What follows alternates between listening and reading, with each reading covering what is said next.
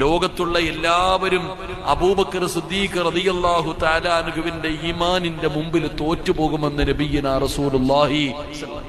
ആ അബൂബക്കർ തങ്ങൾ പറയുകയാ, ആ അബൂബക്കർ തങ്ങൾ പാടുകയാ, ഇലാഹി ലസ്തു ലിൽ ഫിർദൗസ് യഹ്ലാ അലാ അഖ്വാ അലാ നാരിൽ ജഹീമി ഫഹബിലി തൗബതൻ ഫഗ്ഫിർ ദുനൂബി ഫഇന്നക ഗാഫിറുദ് ദംബിൽ അലീം. അബൂബക്കർ തങ്ങൾ എപ്പോഴും പാടുമായിരുന്നു.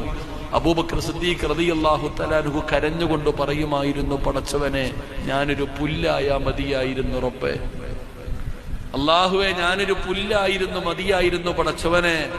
അബൂബക്കർ സിദ്ദീഖ് തങ്ങൾ പറയുകയാ, എന്റെ ഉമ്മ എന്നെ പ്രസവിക്കാതിരുന്നെങ്കിൽ എത്ര നല്ലതായിരുന്നു റബ്ബേ, എന്റെ ഉമ്മ പ്രസവിക്കാതിരുന്നാ മതിയായിരുന്നു എന്ന് അവിടുന്ന് കരഞ്ഞുകൊണ്ട് പാടുമായിരുന്നു എന്ന് ചരിത്രം പറയുമ്പോ ഈ വയത് കേൾക്കാൻ വന്നവരോട് ഞാൻ പറയുകയാ, റബ്ബുണ്ട് സഹോദര, സ്വന്തം നഫ്സിനോട് നിങ്ങളോട് ഞാൻ പറയുന്നു, അള്ളയുണ്ട്, അള്ളയുണ്ട്.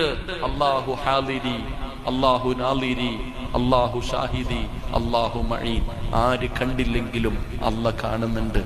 ഈ ബോധത്തോടു കൂടി വേണം ജീവിക്കാൻ.